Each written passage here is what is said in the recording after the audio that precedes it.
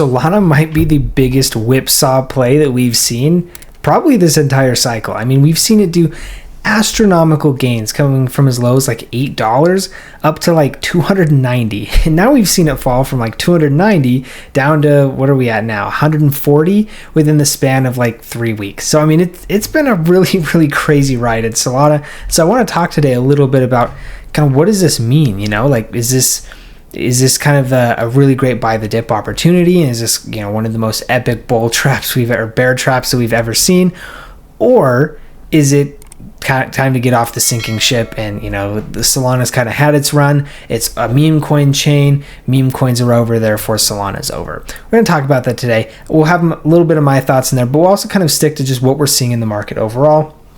And you can kind of make your own decision based on kind of what's going on there. So starting out, we'll check out crypto bubbles, what we can see in crypto bubbles. Again, this is just the day. This is not weekly. You know, we could see Solana down 12.6% just on the day. We've got a whole bunch of other projects. I won't really even name them all out just because, I mean, we'd be here for a long time, even if we just called the ones out over 10%. So, I mean, really crazy. If we do look at the week, obviously we do have a couple greens here and there, but I mean, the market overall looking pretty rough. So, you know, that's kind of what we're seeing here. If we do look at liquidations, seeing something very similar here. I mean, $1.3 billion liquidated in the past 24 hours. If you look, obviously a ton coming from BTC, just because we have seen it broke below that 90,000 mark, and that was kind of where a massive wall of liquidations were sitting. And now we've also seen Solana is actually the third, well, I guess technically the fourth largest, but the third largest individually listed coin, right behind Ethereum and Bitcoin. So, you know, $111 million being liquidated from just Solana. Pretty impressive numbers. I mean, obviously not in a super positive way, but I mean, this is a ridiculous amount of liquidations. If you just kind of zoom out and think back to the liquidations that we've seen in the past probably 3 to 4 weeks. I mean, we saw one day about 3 or 4 weeks ago, it was about 2.5, might have even been $3 billion in liquidations. We're seeing another $1 billion day in liquidations. I mean, there is a ridiculous amount of money that has been lost over the past probably 3 to 4 weeks. Now, there's two different ways to look at this. This could be, you know, that was the top and we are now heading into a downtrend, or this is one of those where we're just wiping a whole bunch of leverage before we kind of see a continued run to the upside. I kind of tend to think about it in terms of max pain. What would be the most painful move for the market to see? If you look at the video that we went over earlier today, you can see that we had a little bit of like a market analysis, and there's almost no liquidations left down to the downside. Almost everybody is piled in shorts in numbers that we really haven't seen before, at least since I've been kind of closely tracking it. Really ridiculous numbers. And so I do almost think that the move of max pain could potentially be back to the upside. Now, I do still see, you know, if we look on Twitter and things like that, I do still see a decent amount of bull posting, but the mood and the sentiment is starting to shift. I think there are people who are starting to kind of recognize or accept the fact that, you know, the bull run could potentially be over and we are going to be heading into a potentially like larger downtrend. And that could mean that, you know, we don't get the alt season that we were hoping for. We don't, you know, see a lot of this type of stuff. And, you know, I'm kind of accepted any and all options. I still do think that we probably will see a move to the upside.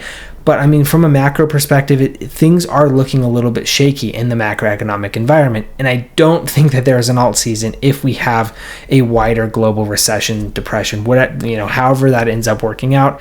Probably not, you know, not the best place for us to be. So we'll have to kind of think about it and kind of see what kind of happens overall. Right now, though, I'm just trying to keep my options open and kind of not get locked into one reality. I can kind of equally see both ways happening. And so right now we're just going to kind of wait it out.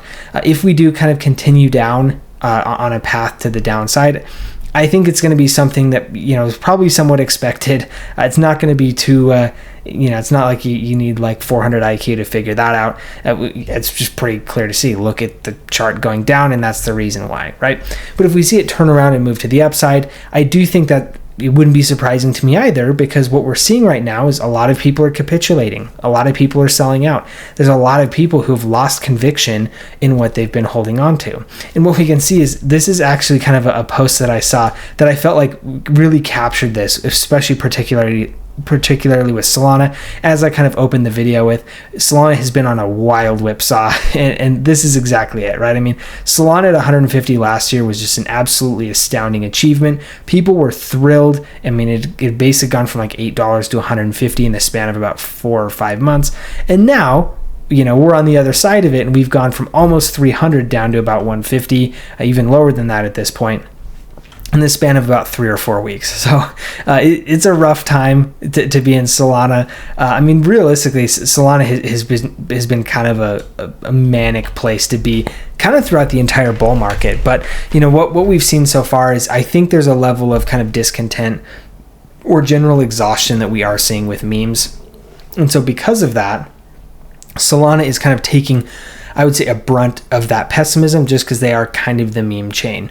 I do think Solana has other uses and other values that are useful to it outside of memes, but let's be real, I mean, Solana is kind of known as the meme chain, and so that's why it's seeing a lot of that pessimism. Now, if we go look, what we can see here is the Bitcoin dominance is still continuing to move up. We thought that we might have made a high back here in kind of like the middle of November. Obviously, we saw that kind of little alt season run, and then it's basically been Bitcoin dominance all the way back up since then. You can kind of decide, you know, what you want with this. If we do look previously, you know, altcoin season has been far more dramatic when we see in terms of drawdowns from Bitcoin dominance.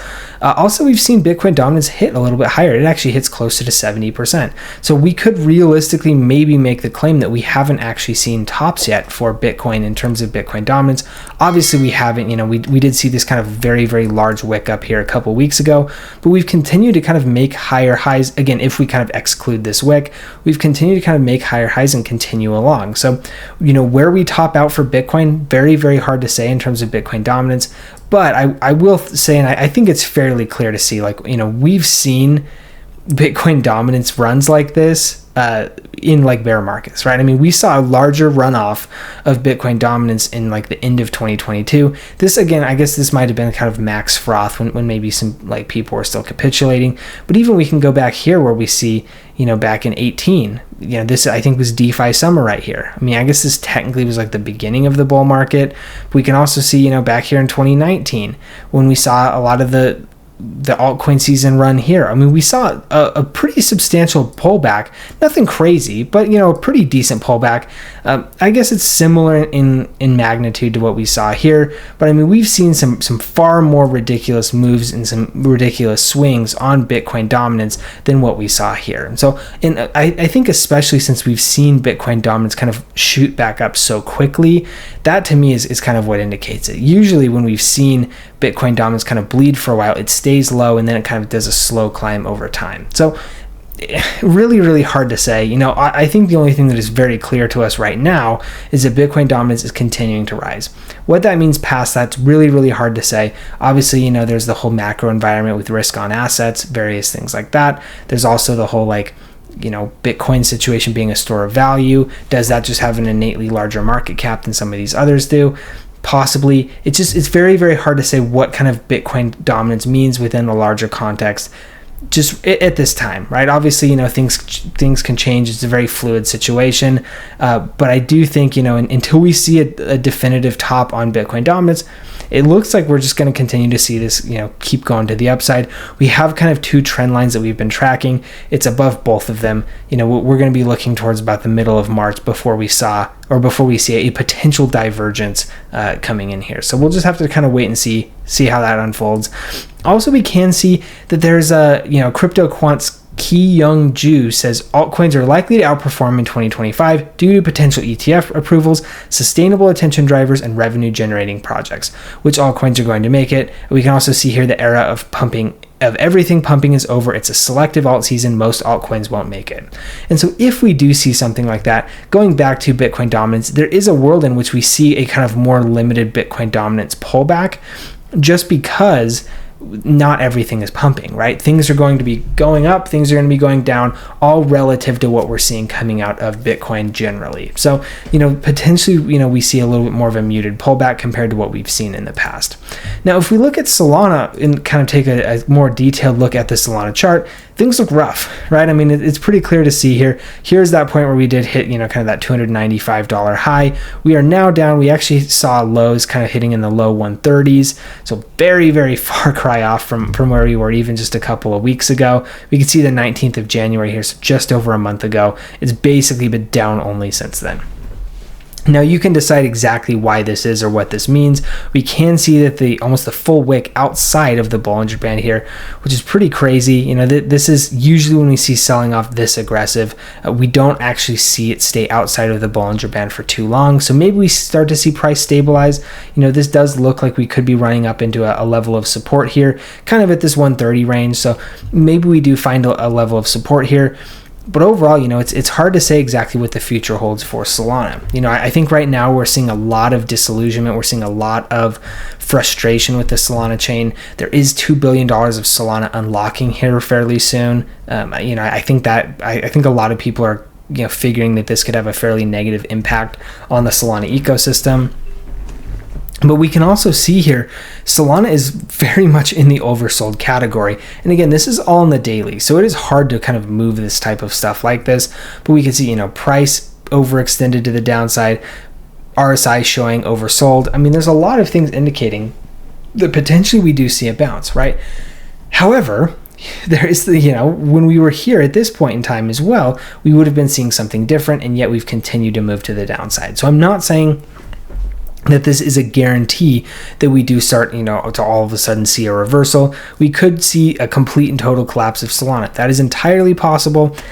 I would think that's a little bit kind of crazy, if I'm being honest, just because even though Solana is so heavy into memes, there are real, useful, valuable projects, in my opinion, building on Solana. Think of the likes of Ondo, think of the likes of Helium, think of the likes of Render, things like that. Like, they're real projects that are building on a real blockchain. Obviously, I know Solana has issues all its own, but I do think that right now Solana is one of the most viable ecosystems, probably second to Ethereum. I don't think it really ever flipped Ethereum.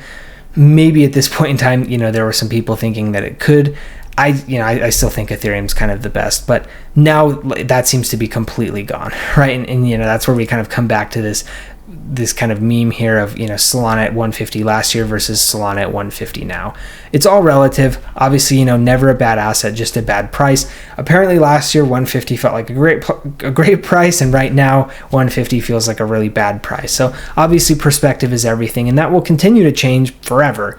But right now I'm very interested to kind of see what's going on with Solana, how all that ends up going out. Obviously, the chart looking very, very rough and bleak here. I think we were kind of looking to hold kind of this like 170 range. Obviously that did not happen at all, and so we are continuing our way down here.